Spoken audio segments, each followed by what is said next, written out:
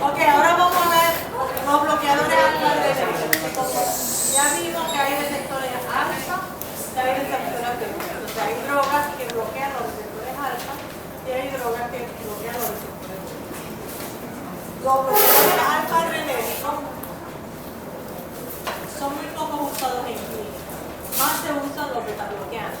Ustedes ven que uno se describe beta-bloqueantes porque son drogas muy beneficiosas, especialmente para los pacientes cardiópatas, para los pacientes con arritmia, para los pacientes que tienen un remodelado ventricular, que se usa los beta-bloqueantes. ¿Okay? Los alfa-bloqueantes, la droga que vamos a ver ahorita, tienen muy poco uso en clínica. Vamos a ver en qué situaciones, en qué uso terapéutico se le da, pero vamos a hablar de ello. ¿Okay? Entonces son drogas o son sustancias compuestos totalmente diferentes, son muy heterogéneos, no pertenecen a un mismo grupo, ¿okay? Las estructuras químicas son muy diferentes unas de otras. Y vamos a ver entonces que hay drogas antagonistas alfa-adrenérgicos no selectivos, es decir, que bloquean tanto alfa-1 como alfa-2.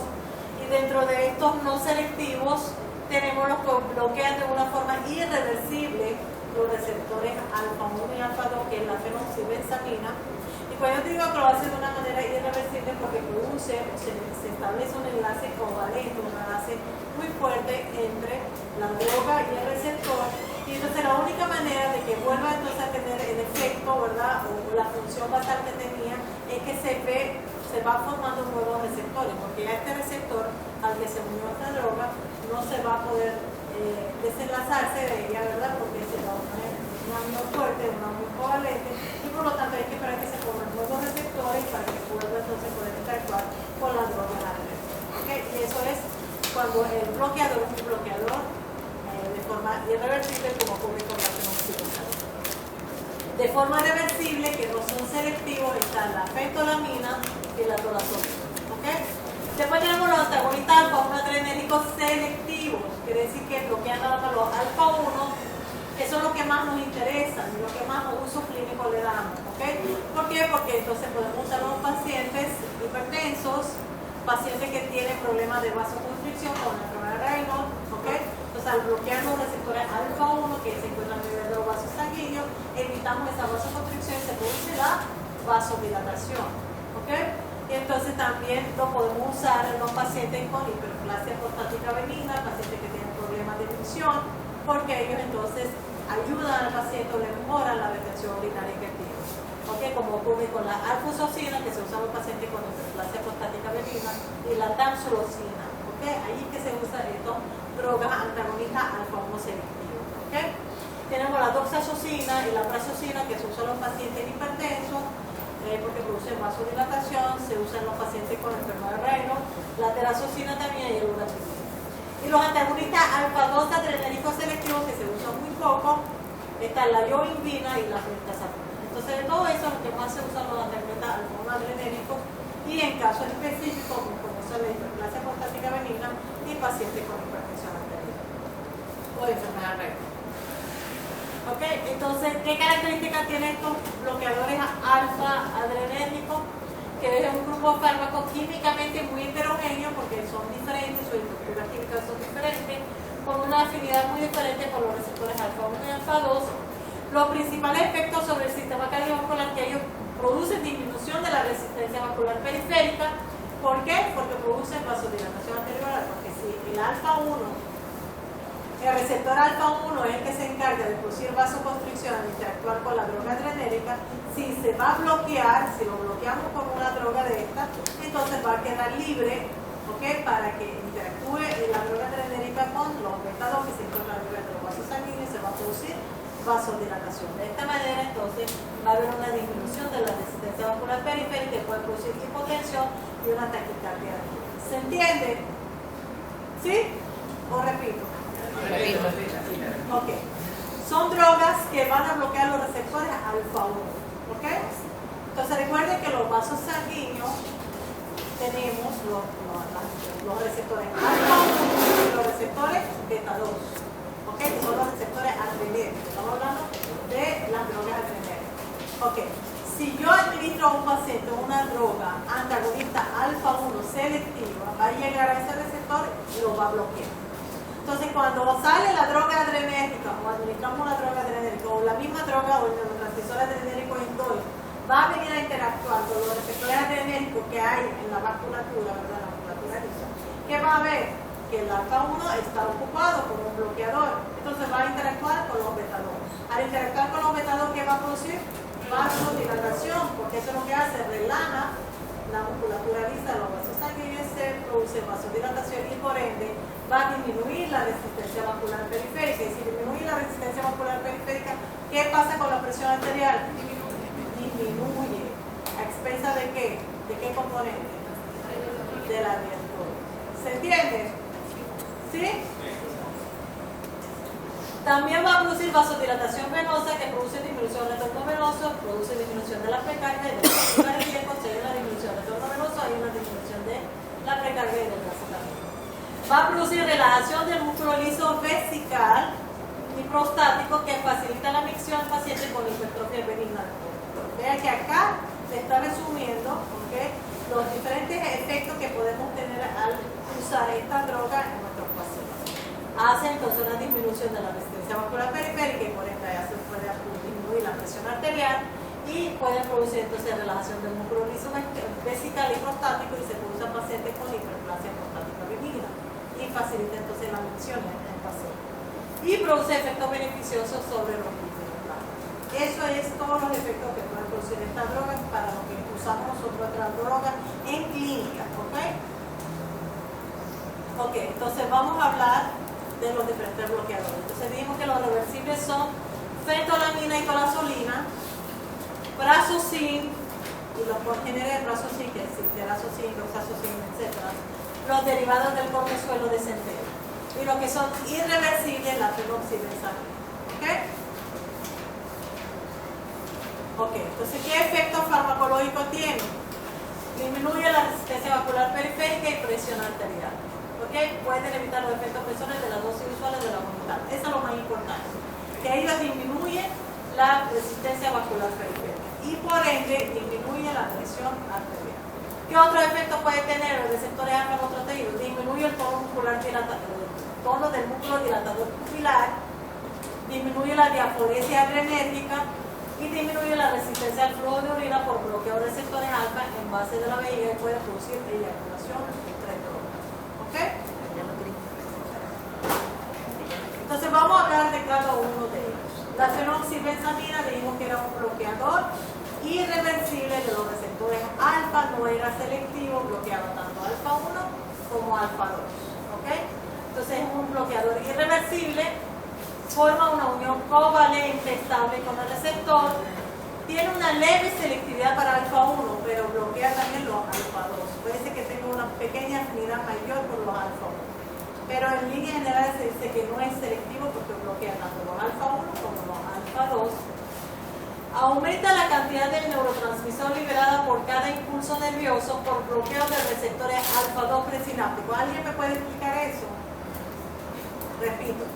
Aumenta la cantidad de neurotransmisor liberado por cada impulso nervioso por bloqueo de receptores alfa 2 presinápticos. ¿Por qué? Por la retroalimentación, porque bloquea receptores, entonces se aumenta como no tiene eso, empieza como que no hay aumento. La circulación produce la inhibición de la salida de la vesícula, eso no alfa 2 presináptico. Y como no interactúa, debe de alfa 2 presináptico, se puede dar reversiblemente, diciendo de que parezca de que no hay líquido en el espacio sináptico. No hay neurotransmisores, por eso que se va afectando. ¿Se entiende? Vean entonces. Como él va a bloquear los receptores alfa 2 presinápticos, okay, habíamos dicho que una manera era de que el neurotransmisor, una vez que estaba en la neurona sináptica, podía interactuar con el receptor presináptico alfa 2 y eso era una manera de retroalimentación, de decirle al botón terminal, ¿verdad? Que mira, ya no secreten más neurotransmisores porque hay suficiente. Y una manera de demostrarlo es porque el neurotransmisor se está acoplando con ese receptor presináptico. Pero si viene ese bloqueador, la fenoxibenzamina, y bloquea el receptor alfa 2 que está ahí presináptico, el neurotransmisor no va a poder interactuar con eso. Entonces no hay manera de demostrarle, ¿verdad?, al motor terminal de que existe suficiente neurotransmisor dentro de la hendidura sináptica y por lo tanto va a seguir secretando mayor cantidad de neurotransmisores hacia la hendidura sináptica. Y eso va a hacer que haya un aumento de la presión arterial, un aumento de la frecuencia cardíaca y va entonces a producir a nivel cardíaco todos los efectos que produce el aumento de la noradrenalina a nivel del motor sináptico. ¿Okay? Inhibe la recaptura de la noradrenalina liberada por las terminaciones nerviosas del endotelium presináptico. Por otra parte, además de que bloquea el receptor presináptico alfa 2, va a inhibir que sea recapturada. ¿Ok? Entonces, si inhibe que haya recapturación, va a permanecer más tiempo la noradrenalina allí a nivel de la hendidura sináptica y va entonces a haber mayor interacción del neurotransmisor con los receptores. Y bloquear los receptores de histamina, acetilcolina y serotonina. Entonces, vean, por bloqueo de receptores alfa 1 en el músculo liso vascular va a haber vasodilatación y eso me va a producir disminución de la resistencia vascular periférica. Y eso va a disminuir la presión arterial más que todo en aquellos pacientes donde depende mucho del tono simpático. Tiene un tono simpático alto y es por eso entonces, como tiene un aumento de la noradrenalina, al disminuir la resistencia vascular periférica me va a disminuir entonces la presión arterial. Por mecanismo simpático al reflejo puede aumentar la presión arterial, la disminuir acá la presión arterial y por ende puede producir taquicardia refleja. Ok, entonces la fenoxibenzamina produce disminución relativamente pequeña de la presión arterial en personas en posición supina, cuando está en posición supina, pero produce hipotensión postural cuando el tono simpático es alto. Por ejemplo, como consecuencia de permanecer mucho tiempo de pie o paciente con hipovolemia. Produce un aumento del gasto cardíaco a causa de efectos simpáticos reflejos y por efectos presinápticos en los nervios simpáticos cardíacos, por lo mismo que habíamos explicado bien. A nivel cardíaco, vean acá, a nivel cardíaco, los efectos cronotrópicos e inotrópicos de la epinefrina, la norepinefrina, y la estimulación nerviosa simpática directa o refleja sobre el miocardio no se inhibe con la fenoxibenzamina. ¿Por qué? Porque los efectos cardíacos no se inhiben con la fenoxibenzamina. Porque no actúa sobre los receptores beta, ella actúa sobre los receptores alfa. Entonces no se inhibe nada de los efectos cardíacos. ¿Se entiende? ¿Ok? Tienen que relacionar. Vean lo que estoy diciendo. A nivel cardíaco, los efectos cronotrópicos e inotrópicos de la epinefrina, norepinefrina y estimulación nerviosa simpática directa o refleja no se inhibe con la fenoxibenzamina. Claro que no se va a inhibir porque allí los efectos se dan por interacción de estas drogas genéricas con los receptores beta. Y habíamos dicho que la fenoxibenzamina es un bloqueador alfa del polo beta. Por lo tanto, sigue entonces el mismo efecto sobre los receptores beta, ¿verdad? Y por lo tanto tenemos el mismo efecto cronotrópico y inotrópico de las drogas adrenales. ¿Ok? Inhiben eficazmente las arritmias cardíacas que incluyen catecolamina. Eso es el efecto de aquellas arritmias cardíacas donde se produce por aumento de las catecolaminas, son capaces de inhibirlas porque ellos van a bloquear los receptores alfa y por lo tanto van a bloquear la interacción de las catecolaminas con esos receptores. La fenoxibenzamina puede estimular el sistema nervioso central, ¿okay? Causando náuseas, vómitos, hiperventilación, excitabilidad motora y hasta convulsiones.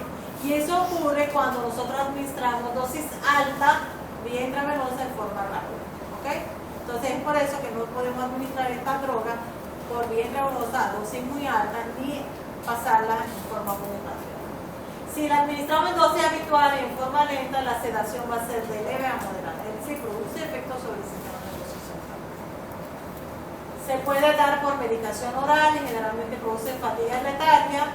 A nivel del ojo puede producir miosis porque bloquea las fibras radiales del iris, inhibe las contracciones del útero y generalmente se observa que la fenoxibenzamina por sí sola no altera el tiempo de tránsito a través del tracto gastrointestinal humano. Aquí son todos los efectos que puede tener la fenoxibenzamina sobre los diferentes órganos, ya sea ojo, sistema nervioso central, gastrointestinal, etc. Ok, vamos a ver la farmacocinética.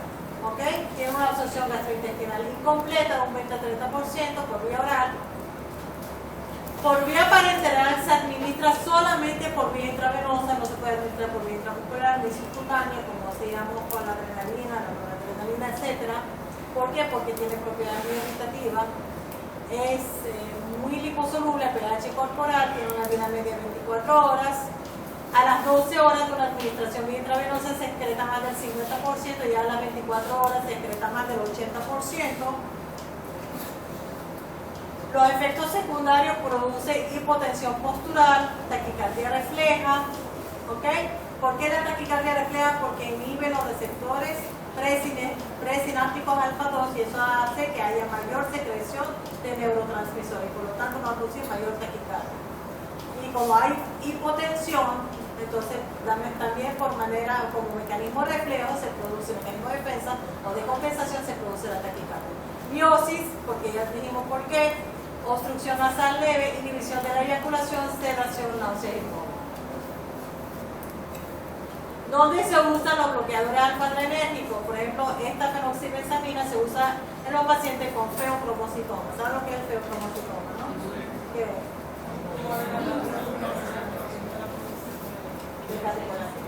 En la médula suprarrenal. ¿Ok? Un tumor a nivel de la médula suprarrenal, porque hay un aumento de la calidad.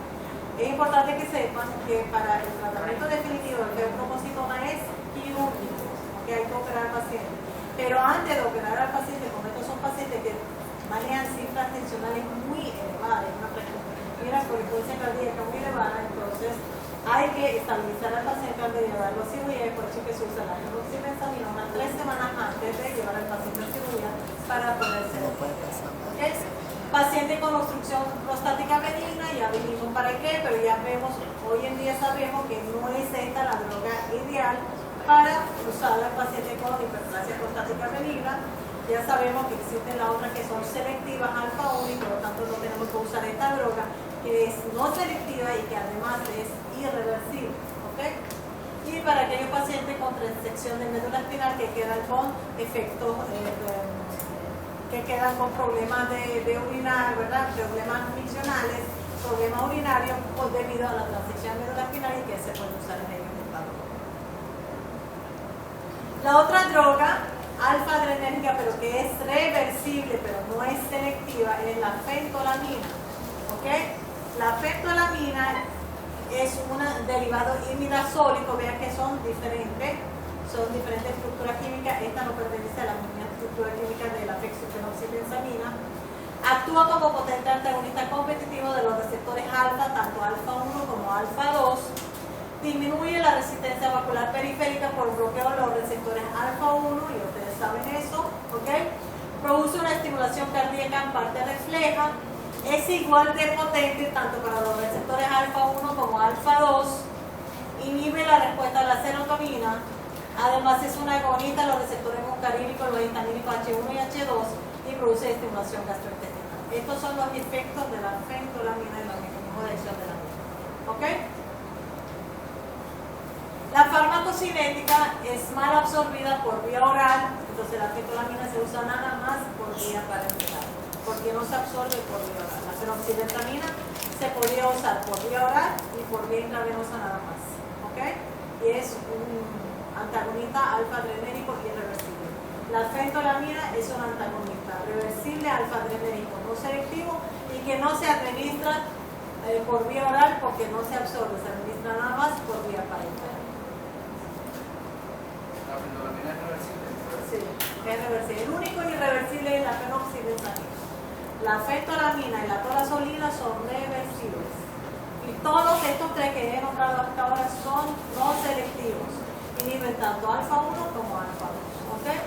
Entonces, ¿qué efectos colaterales tiene la fentolamina? Por estimulación cardíaca puede causar una taquicardia alarmante, arritmias cardíacas y dolor anginoso por lo mismo, porque aumenta la frecuencia cardíaca. Y entonces aquellos pacientes que tienen placa de ateroma, que tienen problemas en la arteria coronaria, al aumentarle la frecuencia cardíaca, va a aumentar entonces el mayor consumo de oxígeno, y como tiene problemas la arteria coronaria, no va a llegar suficiente oxígeno al músculo cardíaco, va a producir el dolor anginoso. El paciente puede hacer una angina inestable o hacer un infarto aortoventricular. ¿Ok? ¿Por qué? Porque está aumentando el neurotransmisor, porque está bloqueando los receptores alfa-2 presinápticos. ¿Ok? Por estimulación gastrointestinal produce dolor abdominal, náuseas, vómitos, diarrea y exacerbación de una úlcera péptica. ¿Por qué? Porque dijimos entonces sobre los receptores H1 y H2. Entonces vean entonces que ellos son agonitas, los receptores H1 y H2. Aquellos pacientes que tienen problemas de úlcera péptica o de gastritis, tenemos que usar esta droga con mucho cuidado. Entonces, aquellos pacientes que tienen problemas coronarios, aquellos pacientes que tienen problemas gástricos, hay que usar esta droga con mucho cuidado.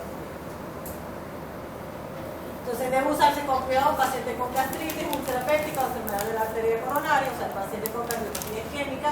¿Y dónde usamos fentolamina? En el feocromocitoma, nada más para estabilizar al paciente y después llevarlo a cirugía. En la pseudoobstrucción intestinal, porque él estimula la movilidad intestinal, y en los pacientes con disfunción sexual también se usa la fentolamina. La otra es la tolazolina. Esta clase es más corta que la otra, ¿okay? Es rapidito. ¿Por qué? Porque son drogas que no se usan mucho. Vamos a hacer hincapié más que todo en las drogas que van a inhibir selectivamente los receptores alfa 1 más que todo la tolazolina. ¿Okay? La tolazolina es semejante a la fentolamina, también es un derivado del imidazólico, ¿okay? Es reversible, no es selectiva, inhibe o bloquea tanto receptores alfa 1 como alfa 2, pero esta tolazolina generalmente se administra por vía oral y aquella se administraba por vía parenteral. Aquella no se absorbía bien por vía parenteral, la fentolamina, y la tolazolina sí se administra por vía oral porque se absorbe por vía parenteral. Okay, yo trato de hacerles la enseñanza de la diferencia porque en el examen generalmente las preguntas van a ser así. ¿Ok? Tratar de ustedes ubicar entonces en qué se parecen y qué se diferencian y cuáles se usan y cuáles no. ¿Ok? Entonces vean, es menos potente que la fentolamina, se absorbe mejor por vía oral, por lo tanto se administra por vía oral. Viene absorbida también por vía parenteral y es excretada con rapidez en la orina. Estimula la secreción gástrica y salival. Entonces, la fentolamina no se administraba por vía oral porque no se absorbe bien por vía oral, sino por vía parenteral. La tolazolina se administra tanto por vía oral como por vía parenteral. ¿Dónde entonces usamos tolazolina? Generalmente se usa nada más en aquellos pacientes recién nacidos donde tienen hipertensión pulmonar de recién nacidos con síndrome de insuficiencia renal. ¿Ok?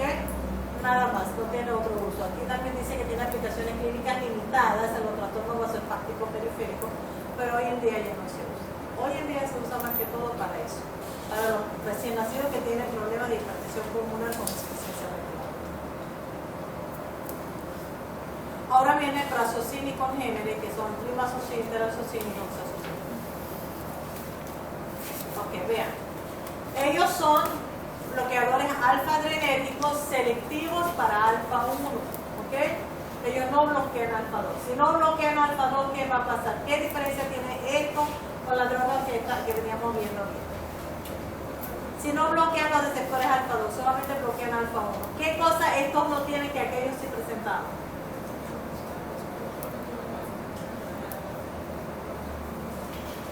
En ellos vamos a tener la taquicardia, la hipertensión. ¿Vamos o lo vamos a ver en estos pacientes que reciben prazosina? No, más bien los no para los pacientes que tienen hipertensión. ¿Por qué? ¿Por qué en ellos no se da la hipertensión arterial, no se da el aumento de la frecuencia cardíaca como tal? ¿Por qué?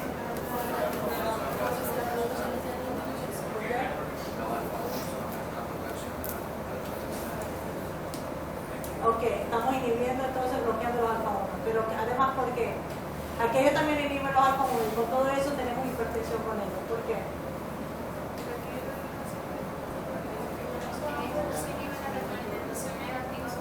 Porque aquellos inhibían también los receptores alfa 2 y al inhibir o bloquear los alfa 2, ¿qué pasaba? Que se secretaba mayor cantidad del neurotransmisor y al haber mayor adrenalina o noradrenalina, ¿qué pasa? Aumenta la frecuencia cardíaca y aumenta la fuerza de contracción y aumenta la tensión arterial.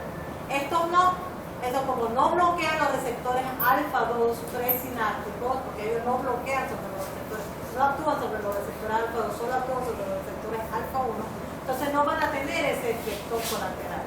Entonces, ¿qué van a hacer ellos? Ellos nada más bloquean los alfa 1 y al bloquear los alfa 1, que son los que producen vasoconstricción, va a haber entonces mayor vasodilatación. Entonces me va a disminuir la resistencia vascular periférica y va a disminuir la presión arterial. ¿Ok? ¿Se entiende? Entonces, relaja la musculatura lisa, arterial y venosa. Entonces, disminuye la precarga y la poscarga también. Entonces, el prazosin tiene una vida media de 3 horas, el trimazocin la vida media de 3 horas y se administra varias veces al día. En cambio, estos, el terazocin, el doxazocin, tiene una vida media más larga y se administra una vez al día. ¿Ok? Entonces, ellos bloquean los receptores alfa 1 1000 veces más que los alfa 2. Prácticamente no bloquean los alfa 2. ¿Ok? No presentan la respuesta de taquicardia que sí se observaba con aquellos no selectivos. No bloquean los receptores alfa 2, actúan a nivel central disminuyendo también el tono simpático y disminuyen la precarga. ¿Ok?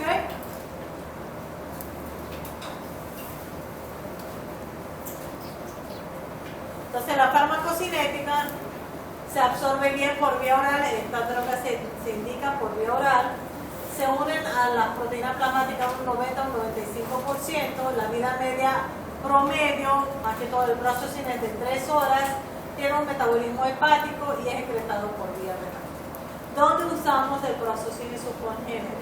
En los pacientes con hipertensión arterial sistémica primaria, ahí es el uso terapéutico con más frecuencia, le damos esta droga. En los pacientes con insuficiencia cardíaca congestiva, aunque no se ha observado el efecto beneficioso, el uso de esta droga en ellos. Pacientes con enfermedad de Raynaud, ¿saben lo que es la enfermedad de Raynaud? ¿Qué es? ¿Qué es? Los pacientes con enfermedad de Raynaud, cuando están en lugares fríos, ¿cómo se les ponen las uñas de los feos de los dedos? Azules, ¿por qué? ¿Por qué se les pone azules? No puede estar en un lugar frío, se les pone azules. ¿Qué les produce? ¿Por qué se producen azules las manos?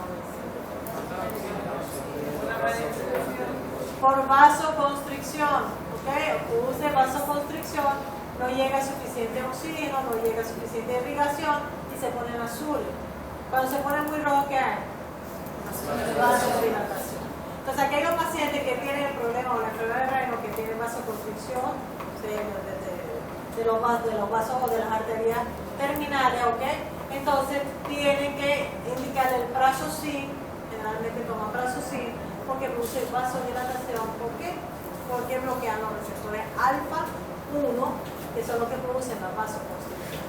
Entonces, mejora así la irrigación de estas arterias, ¿ok? Y los pacientes con obstrucción prostática también entonces se indica este tipo de medicamentos. Los efectos indeseables generalmente se puede dar el fenómeno de la primera dosis, hay que tener cuidado cuando le administramos o indicamos prazosin a un paciente o los congéneres prazosin, tener cuidado de que el paciente esté bien hidratado, que no esté con hipovolemia, porque puede producir una hipotensión postural con la primera media hora posterior a la administración de la primera dosis. ¿Okay? Si el paciente está deshidratado y le damos prazosin, entonces va a producir mayor hipotensión postural. Entonces tenemos que tener paciente con una buena volemia, que no esté recibiendo el diurético, porque él puede dar con la primera dosis producir la hipotensión postural. Las otras drogas alfa o bloqueadores alfa-adrenérgicos son los alcaloides del cornezuelo del sistema. Que eso lo van a usar, una de estas drogas la vamos a usar en la práctica de laboratorio, que es la de hidroergotamina. Un alcaloide natural derivado del cornezuelo del centeno, son los primeros agentes bloqueadores alfa-adrenéricos descubiertos, derivan del hongo Plagiceps purpurea. Tenemos que existen alcaloides derivados del cornezuelo del centeno, bien sean naturales o peptídicos, y vamos a ver por qué hago la aclaratoria, porque los naturales van a tener un efecto totalmente contrario a los peptídicos. La ergotoxina, que es un alcaloide natural, tiene la máxima potencia bloqueadora alfa-adrenérgica y no es más que una mezcla de 3 alcaloides. La ergotoxina es una mezcla de la ergocornina, ergocristina y ergocritina. Es un alcaloide natural y es la que tiene mayor o máxima potencia bloqueadora alfa-adrenérgica. Los peptídicos producen bloqueo alfa-1 adrenérgico, produciendo disminución de la resistencia vascular periférica por ende la presión arterial, que es lo que hemos estado viendo, ¿verdad? Ahora, por todas las drogas que hemos visto. Aquellas drogas que inhiben los receptores alfa 1 va a producir disminución de la resistencia vascular periférica y por ende disminución de la presión arterial. Ahora, los naturales, los alcaloides naturales del consuelo de centeno, como es la ergotamina, la dihidroergotamina, aumentan mucho la presión arterial. ¿Por qué? Porque estimula directamente el vaso sanguíneo para que produzca vasoconstricción y porque tiene acciones sobre el sistema nervioso central favoreciendo el tono simpático. Entonces los peptídicos van a bloquear los receptores alfa 1, pero los naturales, los alcaloides naturales, lo que van a hacer es actuar directamente sobre el vaso sanguíneo para que produzca vasoconstricción. Van a actuar como agonistas, más no antagonistas de los receptores alfa 1 en ese sentido, porque van a actuar directamente sobre los vasos sanguíneos produciendo vasoconstricción y van a actuar también directamente sobre el sistema nervioso central para que haya mayor tono simpático y haya mayor vasoconstricción. Por ende, los naturales van a producir un aumento de la presión arterial, aumentan mucho la presión arterial. ¿Se entiende? Entonces, no todos los derivados por suelo, ¿verdad?, producen una disminución de la presión arterial. Aquellos que bloquean los receptores alfa 1 producen una disminución de la resistencia vascular periférica y producen una disminución de la presión arterial. Aquellos que actúan directamente sobre los vasos sanguíneos, que son los naturales, y sobre el sistema nervioso central, aumentando el tono simpático, van a producir un aumento de la presión arterial. ¿Ok? La dihidroergotamina es un vasoconstrictor efectivo y son también antagonistas efectivos de la 5-hidroxiprotamina, que es toda junta. ¿Qué efectos secundarios y qué efectos tóxicos puede tener? Puede producir náuseas y vómitos. La administración prolongada de cualquier alcaloide natural puede causar insuficiencia vascular y gangrena de la extremidad. Ustedes saben por qué, ¿verdad? ¿Por qué? Por la vasoconstricción. Entonces, si vamos a administrar una droga de esta forma prolongada, por la vasoconstricción prolongada que va a tener, puede producir entonces insuficiencia vascular y gangrena de la extremidad. ¿Ok? Uso terapéutico estimula la contracción uterina postparto, la urogomina para evitar entonces el sangrado postparto. A veces se usa esta droga, actualmente contamos con otras drogas mejores, ¿verdad? Y alivia el dolor de la jaqueca, la migraña, que generalmente se produce por vasodilatación. Entonces generalmente administramos ergotamina o dihidroergotamina, esos medicamentos que vienen para antijaquecoso o antimigraña, ¿ok? Tienen dihidroergotamina, además de cafeína o paracetamol, para aliviar la migraña, porque la migraña se produce por vasodilatación y ellos van a producir vasoconstricción y alivia entonces el dolor de cabeza en estos pacientes. ¿Ok? Otros agentes bloqueadores alfa-adrenérgicos que no son bloqueadores alfa-adrenérgicos por sí, sino que como efectos colaterales de esta droga producen un bloqueo alfa-adrenérgico, y estas son algunas drogas neurolépticas como la clorpromacina y el alopridol. La clorpromacina, que se usa mucho en psiquiatría, prolonga y aumenta la respuesta presoral a la norepinefrina por bloqueo de recaptación neuronal de neurotransmisores. Entonces, ¿qué pasa? Que la clorpromacina va a producir, que va a evitar que sea recapturado el neurotransmisor desde la envoltura sináptica. No va a permanecer más tiempo ahí, ¿ok? Y al permanecer más tiempo ahí está haciendo como si estuviera haciendo un efecto bloqueo al receptor alfa 2 presináptico. Está haciendo el mismo efecto, ¿verdad?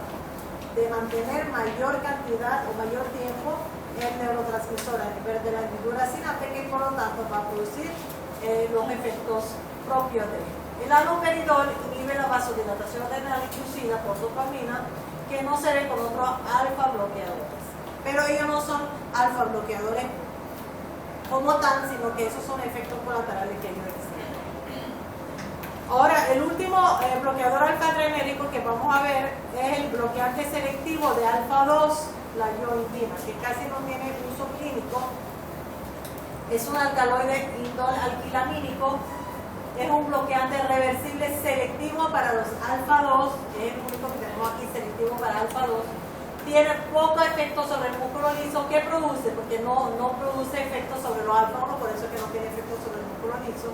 Entonces, como es un bloqueador selectivo de los alfa 2 que produce un aumento de la presión arterial y un aumento de la frecuencia cardíaca. ¿Están de acuerdo? Si está bloqueando los receptores alfa 2 selectivamente, ¿qué produce?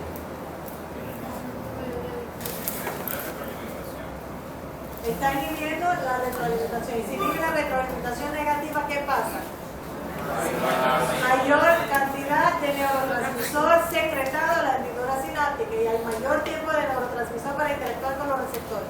Y si son drogas adrenérgicas como la adrenalina, noradrenalina, isoproterenol, dopamina, ¿qué produce sobre la tensión arterial? Aumento de la presión arterial. ¿Se entiende? ¿Por qué? Porque es un bloqueador selectivo de alfa 2.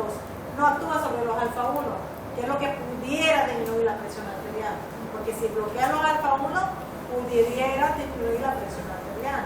Pero como no actúa sobre los alfa 1, está actuando nada más sobre los alfa 2 presinápticos, entonces está produciendo un aumento de la presión arterial y un aumento de la frecuencia cardíaca. También provoca liberación de la hormona antidiurética que produce la antidiuresis, produce un cuadro general de excitación central, la bioimbina, aumenta la actividad motora, vitalidad y temblor, y produce sudoración, náuseas y vómitos. Generalmente no se usa. Entonces, como resumen, si quieren, pónganle foto a esto. Pónganle foto a esto. Esto sí es importante que lo vean. Ok, principales indicaciones de los antagonistas alfa. Vean entonces. Alfa 1 no selectivo, es decir, tanto la fenoxibenzamina como la fentolamina, que actúan sobre los alfa 1 y los alfa 2. ¿Ok? Tratamiento del feocromocitoma, la fenoxibenzamina.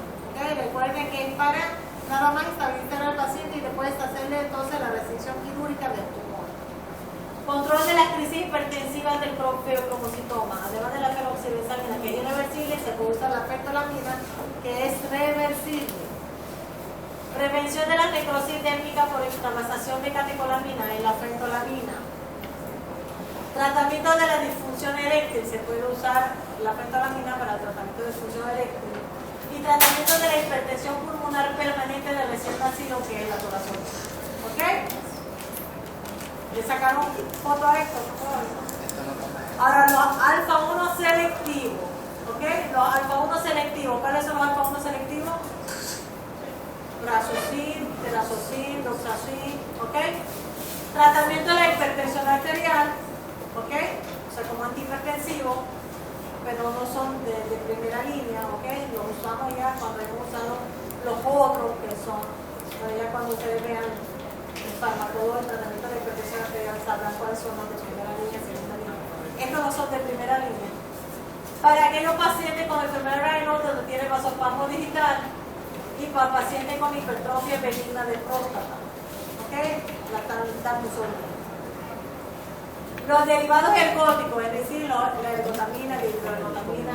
Tratamiento de la migraña, recuerden la ergotamina y la hidroergotamina son las que se usan para la migraña, ¿okay? Porque producen vasoconstricción.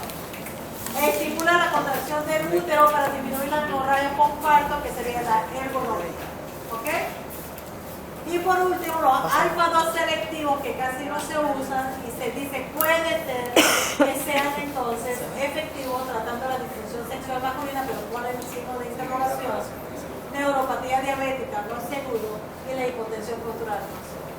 ¿Ok?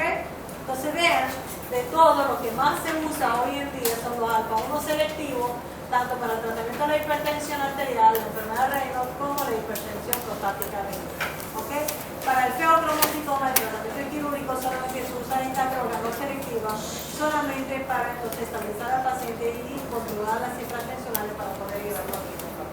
Para el paciente recién nacido se usa la torazolina para tratar la hipertensión pulmonar del recién nacido y la fentolamina se puede usar entonces también para la disfunción eréctil. ¿Alguna pregunta?